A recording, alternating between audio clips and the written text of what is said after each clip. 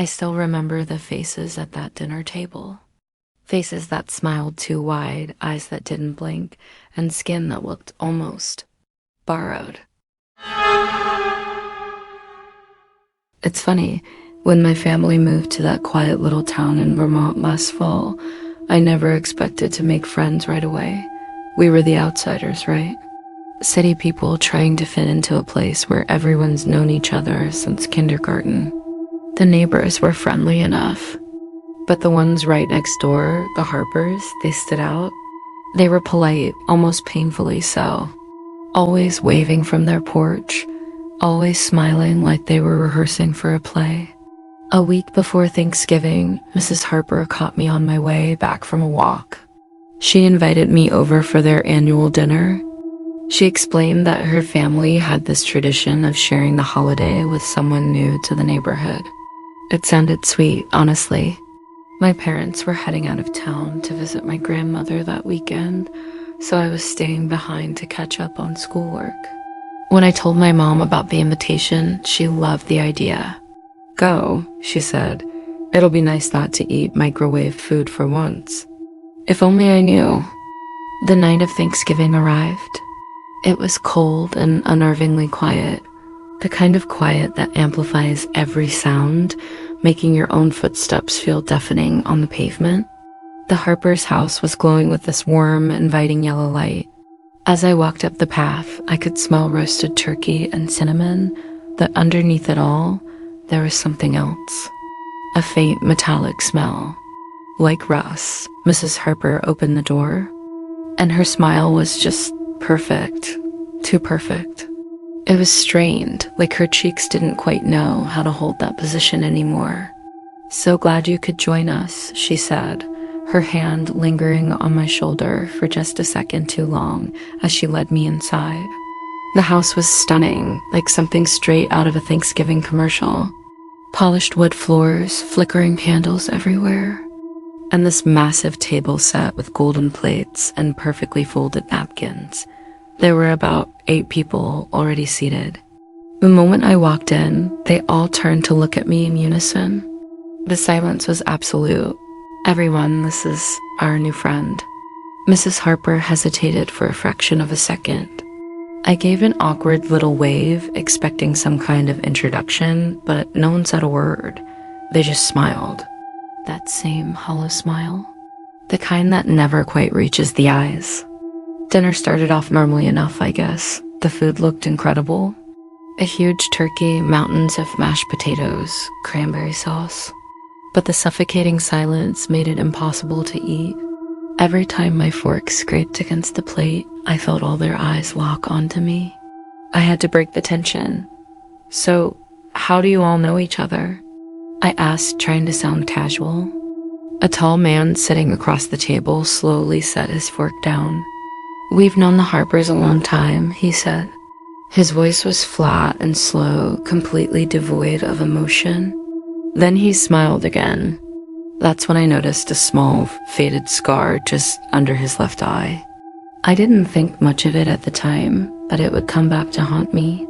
As the meal dragged on, I started recognizing people, or rather, their faces. One woman had the exact same unique freckle pattern as a college student who'd gone missing from the next town over. I'd seen her face plastered on flyers near the grocery store just a few months ago. Then I looked at a younger guy at the end of the table.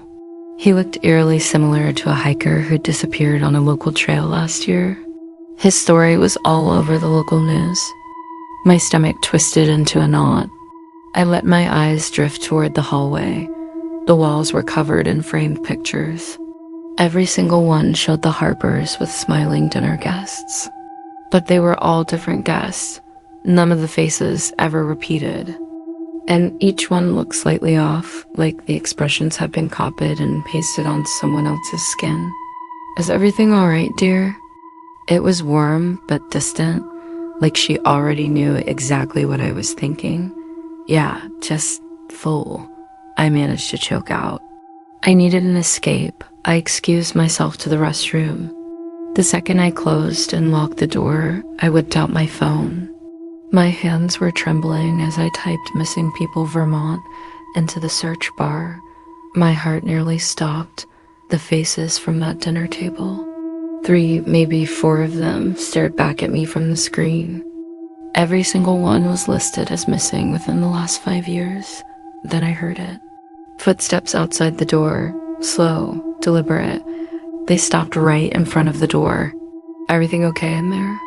It was Mr. Harper this time. His voice was low and gravelly, but disturbingly calm.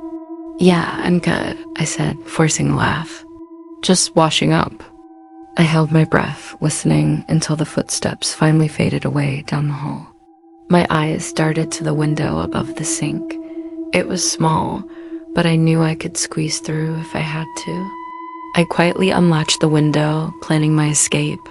When I slowly opened the bathroom door, the hallway was dark. The laughter and the clinking of silverware from the dining room had completely stopped. The only sound was the faint, low hum of the refrigerator. I crept toward the front door, my heart pounding in my chest like a drum. But before I reached it, I heard something that froze me in my tracks. A whisper. It came from the kitchen.